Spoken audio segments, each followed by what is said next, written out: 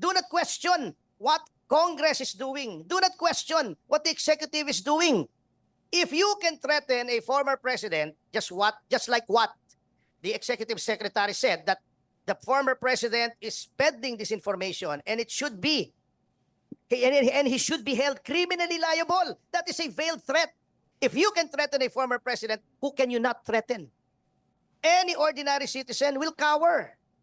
We cannot sit idly by and let this happen. Otherwise, we will degenerate into a dictatorship. Hello mga kababayan, welcome ulit dito sa ating channel, and for today's video ay magre-react tayo dito sa statement po ni Attorney Topacio na biniran niya si Executive Secretary Bersamin at iba pang mga opisyalis ng current administration na tungkol dito sa mga ginagawa nila ngayon. So panoorin natin mga kababayan si Attorney Ferdinand Topacio po dito sa kanyang press con. Kasi ayoko nang makaaway yung mga tao. Alam mo, I do not suffer these fools who violate people's rights. Minsan mga abogado pa yung nasa NBI. Alam nyo, sadly, not only in this time, ewan ko kung ano maging attitude nila, but the NBI, the DOJ, they have been weaponized to suit a certain narrative. Katulad nung kay Cassie Leong, nirepatriate, di ba? Ba't kinuha ng NBI? Wala namang criminal case. Dapat yung turn over sa House. Oh. Sir, you will... Arbitrary detention yun eh. Oh, but the NBI shows no compunctions in violating the law when ordered by the higher-ups. So yun ang mabigat dito. Tama ba, sir? You will work on bail? We will have to see what kind of case will be filed. Kasi hindi natin pa alam eh. The bail will depend on on the crime charge in court. Kasi doon magbe-bail sa court. Di naman sa NBI or yung investigating agency. Oo. Ganun, that's how it works eh. Investigahan nila, executive yan, di ba? Yung NBI is part of the executive. It is the job of the National Prosecution Service to determine whether there is probable cause to, with respect to a person accused of a crime, to file the corresponding information in court. Kung may probable cause, ipafile yan, the court will make its own independent judgment. Yun ang judicial determination of probable cause. The court has 10 days. Titignan niya yung information, titignan niya yung ebidensyang sinumite ng NBI o prosecutor. Kung may probable cause, sasabihin niya, okay, may probable cause, let's hold this person for trial. If he's at large, a warrant will be issued. If he's detained, bail will be set. If bail is a matter of right. That's how it is. Buena Bernal, CNA Channel News Asia. I'm sorry. Channel News Asia. Okay. Can we get an English soundbite, sir, on, you said the law enforcers are being weaponized by higher ups.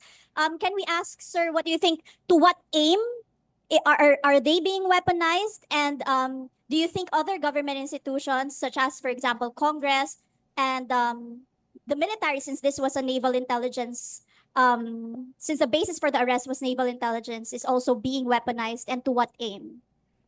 I do not know about the military. I have no first-hand knowledge of that. I have no experience with the military. As far as I know, the military is led by a very able person. Si General Browner, I know him personally. I know the family. He's a very decent and God-fearing person. At wala pa akong experience sa military. I can only speak with respect to Congress, which is obviously weaponized to persecute perceived enemies of the present administration. And the DOJ, which is also being weaponized to aid Congress in persecuting these people and to promote a certain narrative that is being adopted by the present government. Yun ang nakikita ko kasi I have had experience with both Congress, especially the House of Representatives, and the Department of Justice. Sir, so what narrative do you think is being peddled? And you say it's perceived enemies of the current administration. So are you saying that Chinese nationals are being portrayed as such? Well, it's the anti-Chinese narrative. It's being peddled every day. The inflammatory pronouncements of the Secretary of Defense and the Coast Guard. And then over and above the narrative that is anti-Chinese, and to stifle political opposition and to stifle dissent as is being done today by the so-called TRICOM, the message being sent is loud and clear. Do not oppose the present government or you're going to jail. That is the narrative. Question, sir. So Okay. what do you think is the higher aim behind that? Why would that be even a political gain for the current administration? Of course, because without dissent, then no one will question the practices that are illegal and unconstitutional. The message being put across is this: do not question us. We will make your life a living hell. Do not question the budget. Do not question our actions in the West Philippine Sea. Do not question our EDCA sites, our alliance with the United States. Do not question what Congress is doing. Do not question what the executive is doing. If you can threaten a former president, just like what the executive secretary said, that the former president is peddling this information and it should be, and he should be held criminally liable. That is a veiled threat. If you can threaten a former president, who can you not threaten? Any ordinary citizen will cower. Kanya lang, hindi pwede na hindi kami kumibo. We cannot sit idly by and let this happen. Otherwise, we will degenerate into a dictatorship. Okay, may katanungan Hi. pa, sir? Attorney si Ian Cruz, GMA7. Attorney, moving on, anong legal remedy na nakikita mo dito sa bago mong kliyente ngayon para masolusyonan yung sinasabi mo nga na sabi mo illegal yung pagkaka-detain sa kanya ngayon? No. I'm talking about Cassie Leong. I mean, Ito, hindi. Kasi, from where I'm sitting, he was apprehended supposedly in flagrante delicto, meaning supposedly in the act of committing a crime. Whether that is true or not is for the courts to decide. But that is a proper basis for a warrantless arrest.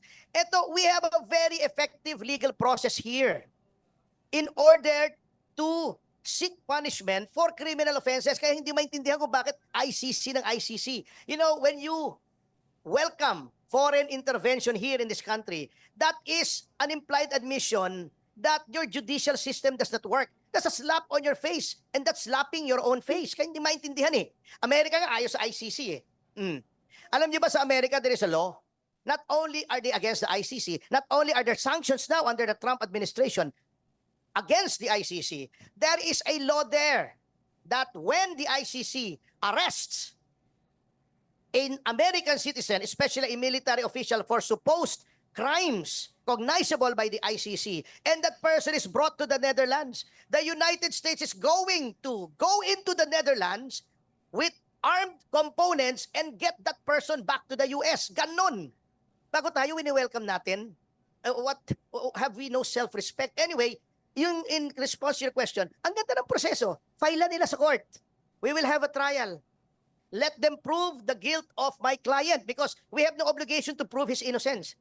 He is presumed innocent. If the prosecution cannot discharge the onus probandi of guilt beyond reasonable doubt, then he should be acquitted. Daan natin sa proseso. Yun ang legal remedy natin. We will go to trial. We are ready for trial. 33 years na ako nagta-trial. So, mag-trial tayo because that is the best way to determine the guilt or innocence of anyone. Attorney, ito another matter. Kliyente mo rin si Congressman Teves. Ano na po ang update doon sa kanyang status doon sa Timor-Leste? Kalbo pa rin eh. No, anyway, merong extradition, di ba? Nag-extradition. Ginrant. Pero fatally flawed yung proceedings ng Timor-Leste Court. So the East Timorese lawyers filed a petition to annul the same. Na-annul. Di ba? Galit na galit pa nga si Boying. Ano daw, extraneous daw yung ginawa namin. Paano extraneous? That is a remedy allowed under East Timor law. Anyway, never mind Boying. Alam mo na si Boying yan eh. So ano po mga kababayan ang inyong mga opinion about doon sa mga pahayag ni Attorney Ferdinand Topacio sa ginawa po nilang press con ngayong araw. Ayan mga kababayan, comment down below dito po sa ating comment section. Maraming salamat. God bless po sa ating lahat.